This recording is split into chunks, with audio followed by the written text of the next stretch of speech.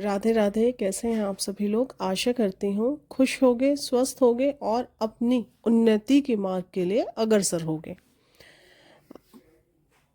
आओ ज्योतिष सीखे के श्रृंखला में अब तक हमने बात की भय चक्र के 12 भाव या द्वादश भाव की।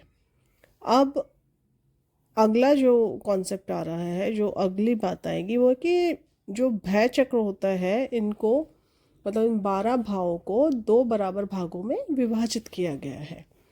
एक भाग सूर्य का और दूसरा भाग चंद्रमा का।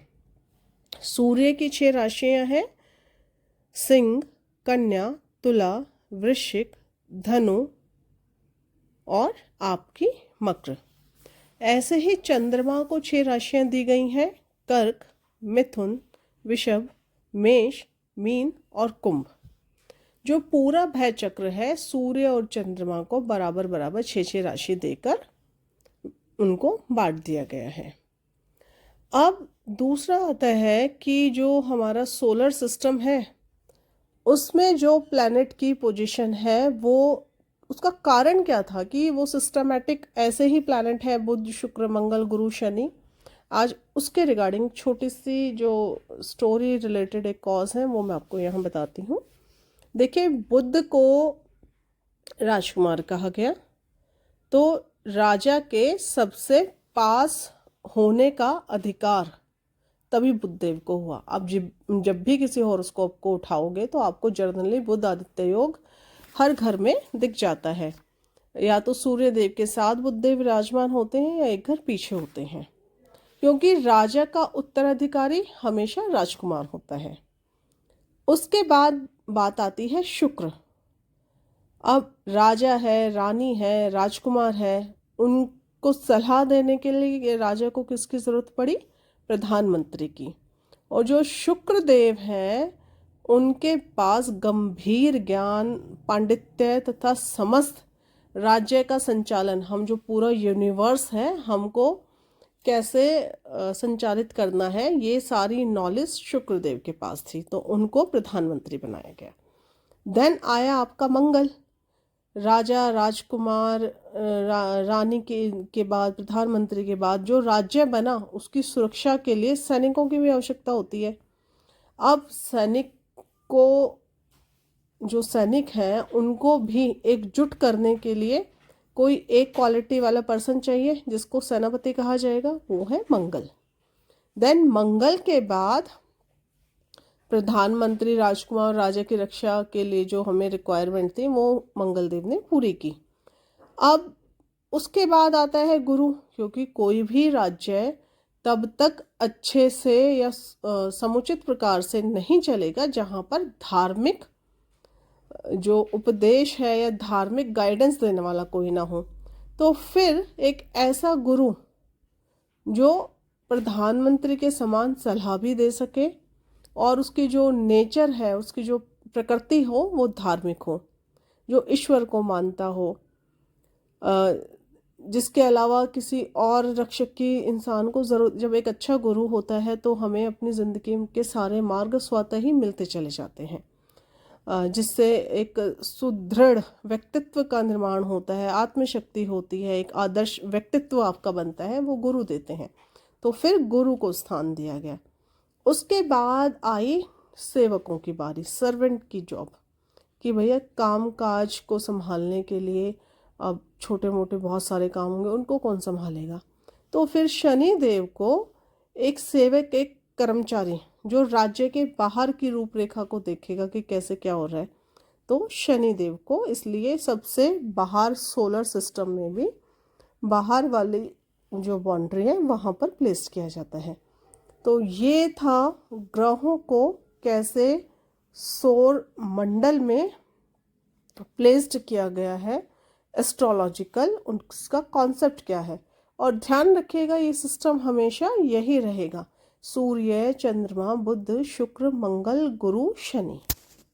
हम बात करते हैं जो हमारे 7 पिंड, जो 7 ग्रह बताए गए हैं। देखिए, राहु और केतु को बहुत बाद में शामिल किया गया, उनको कल्पित ग्रह, मतलब कल्पना माना जाता है।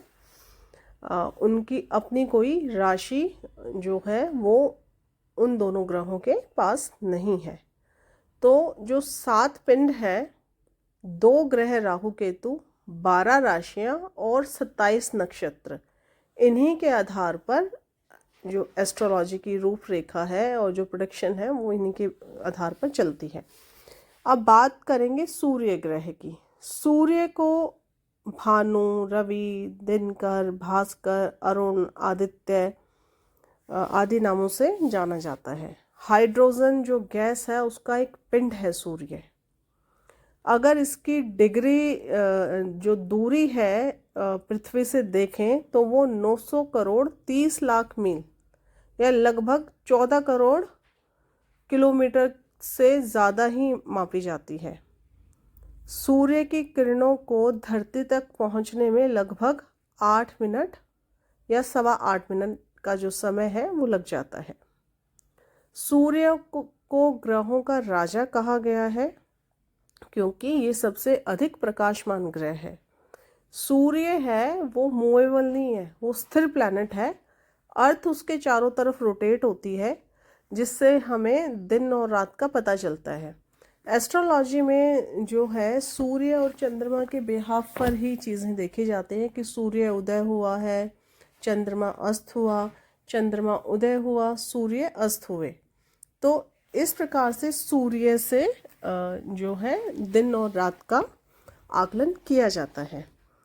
आपका मन कितना शुद्ध है, लक्ष्मी, आपका अभिमान, पिता, आत्मा, गर्मी, आँखों की बीमारियाँ, मोती, आकाश का स्वामी तत्व किसके पास है, बुढ़ापा, आकाश की दृष्टि, पवित्रता, लाल रंग, कांटेदार झाड़ियाँ, ज्ञान का उदय कब होगा आप में, इन सब का विचार हम सूर्य से करते हैं। आपका अभिमान सबसे ज़्यादा जो है वो सूर्य से पता चल जाता है। तो इसके अलावा जो और चीज़ें सूर्य देव से देखी जाती हैं वो वन पर्वत में विहार करना, पशु भय, लोक व्यवहार, आपके गवर्नमेंट के साथ कैसे रिलेशन है, आपको कितना सपोर्ट मिलेगा सरकार का, सिर की जो बीमारियां हैं, ये सब आपको सूर्य देव से पता चलती हैं। जो गुस्सा आता है वो कितनी देर के लिए आएगा, नदियों का किनारा, वो भी सूर्य देव से देखा जाता है। ये तो जो कारक तत्व है या सूर्य का रोल क्या है एस्ट्रोलॉजी में वो मैंने आपको बताया। अब इसके साथ साथ ही सूर्य की और भी क्या विशेषताएं हैं। आपका चरित्र कितना दृढ़ होगा, आपकी इच्छा शक्ति कितनी स्ट्रांग है, आपका साहस, आपकी जो एनर्जी है, मतलब कितने चुस्त दुरुस्त हैं आप, सहनशीलता, स्पष्ट वक्ता, लीडरशिप की क्वालिटी, ये सब की सब सूर्य से देखी जाती हैं। एक और चीज़ यहाँ बताऊंगी कि सूर्य को ना आत्मा का कारक कहा गया है। तो अंतिम जो सत्य है, मतलब मोक्ष की ओर अग्रसर रहने में आपके सूर्य की जो स्थिति है वो बता सकती है कि आपकी आत्मा का अंतिम पड़ाव क्या है या आत्मा का मोटिव क्या है। आपकी प्रतिष्ठा, पॉलिटिशियन के साथ आपके रिलेशन, ये सब भी हम सूर्य से देखते हैं, प्रेडिक्शन देते हैं इसकी। साथ ही साथ सूर्य को आपके पिता का कारक कहा गया है। अगर सूर्य आपकी कुंडली में वेल प्लेस्ड है तो उस जातक का जो पिता है उसका जीवन में सामाजिक और आर्थिक स्थिति अच्छी रही होगी और जातक ने उसका लाभ भी लिया होगा। सूर्य जहाँ जिस भी राशि में हो कुंडली में, उससे पिता के स्वभाव का जो आंकलन किया जाता है, और सेकंड जो सूर्य से द्वितीय भाव पड़ेगा उससे पिता की धन संपत्ति का विचार किया जाता है। लेकिन अगर यही सूर्य अशुभ ग्रहों से पीड़ित हो जाए तो वो जातक को निरंकुश, निर्दयी, क्रोधी और अधीर बना देता है। मतलब निरंकुश जो किसी के ना सुने, निर्दयी जो जिसके मन में ह्यूमैनिटी ना हो, इस टाइप की पर्सनालिटी फिर वो आपको बना देता है। सूर्य देव जो हैं तुला में 10 अंश पर आपको नीच के मिलेंगे, और सूर्य की ये स्थिति आपके स्वास्थ्य के लिए बढ़िया नहीं मानी जाती, ना आपके फाइनेंस के लिए मानी जाती है। 10 अंश तक अगर किसी की कुंडली में सूर्य मिलता है तो उसको हेल्थ इश्यू रहेंगे, फाइनेंशियली भी थोड़ी सी उसकी जो कंडीशन है वो बढ़िया नहीं होगी। अगर कुंडली में ढेरों राजयोग है और सूर्य तुला में नीच का है 10 अंश तक, तो कितने ही राजयोगों सारे फेल हो जाते हैं। फिर आपको अपना कर्म करना है, मतलब अपने एफर्ट्स को कई गुना बढ़ा देना है। अब ये नहीं है कि किसी की कुंडली में तुला में शनि सूर्यदेव 10 अंश पर बैठे हैं और वो एकदम गिव अप करके बैठ जाए, नहीं। विल पावर और कर्म वो हमेशा काम करते हैं, क्योंकि भागवत गीता में भी कृष्ण भगवान कहते हैं जगह जगह कि कर्म तो करना ही है, बाकी हम देखेंगे जो होगा। तो कर्म कीजिएगा। इससे सुनकर कोई भी पर्सन गलत इंडिकेशन ना ले, कर्म सबसे पहले आता है।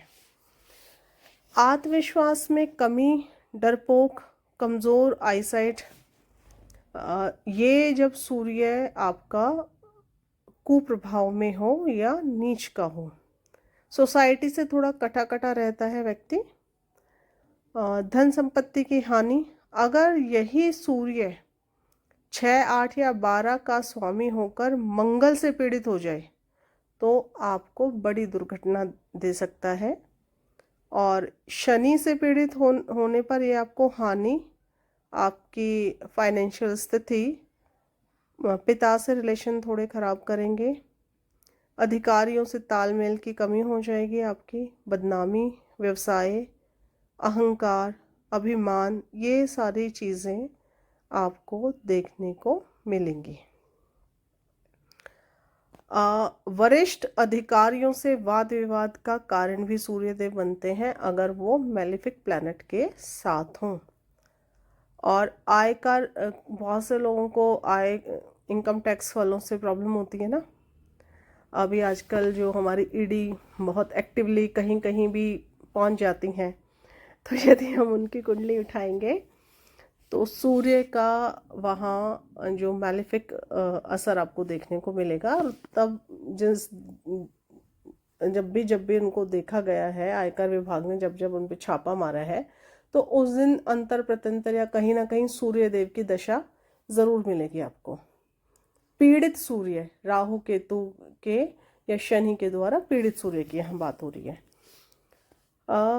इसके साथ साथ अगर यही सूर्य पाप कत्री में हो, अब पाप कत्री से अभिप्राय क्या है कि सूर्य जहाँ प्लेस्ड हो उसके दोनों साइड में मैलिफिक प्लैनेट्स आकर बैठ जाए। मान लीजिए सूर्य आपका 7वें भाव में प्लेस्ड है, 6 में आपका राहु आ जाए और 8th हाउस में आपका शनि आ जाए। जो पाप ग्रह हैं वो सूर्य के दोनों साइड आ जाए तो वो आपका हुआ पाप कत्री कहा जाता है उसको। अब मंगल और शनि से अगर सूर्य पीड़ित हो तो ये आपको शल्य चिकित्सा से जो ठीक होने वाले, मतलब आपकी सर्जरी कराते हैं, इस तरीके की कोई बीमारी आपको दे जाते हैं। अब सूर्य का सारा हमने अब तक पॉजिटिव और नेगेटिव दोनों चीज़ें पढ़ी कि पॉजिटिव सूर्य होगा तो हमें क्या रिजल्ट मिलेगा, नेगेटिव हुआ, नेगेटिव कैसे, 6, 8, 12 का स्वामी हुआ, मेलिफिक इन्फ्लुएंस में हुआ तो वो आपका नेगेटिव सूर्य हुआ। अब उन सूर्यदेव के हमने कारक तत्व भी पढ़ लिया।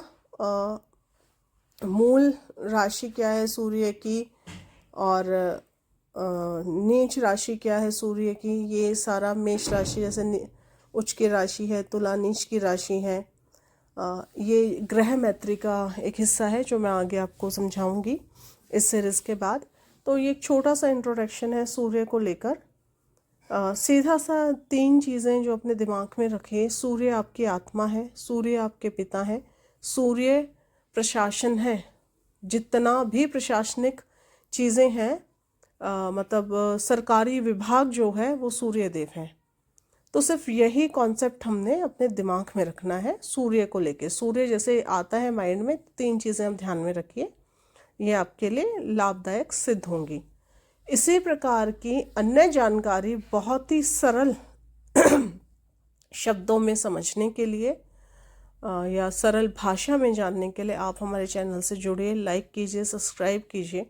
अगर कोई शंका हो, उसका समाधान चाहिए, तो आप हमें जो है कमेंट सेक्शन में जाकर संबंधित विषय जो आपको बताया जा रहा है वहाँ कोई डाउट हो तो उसका समाधान किया जाएगा, वो आपको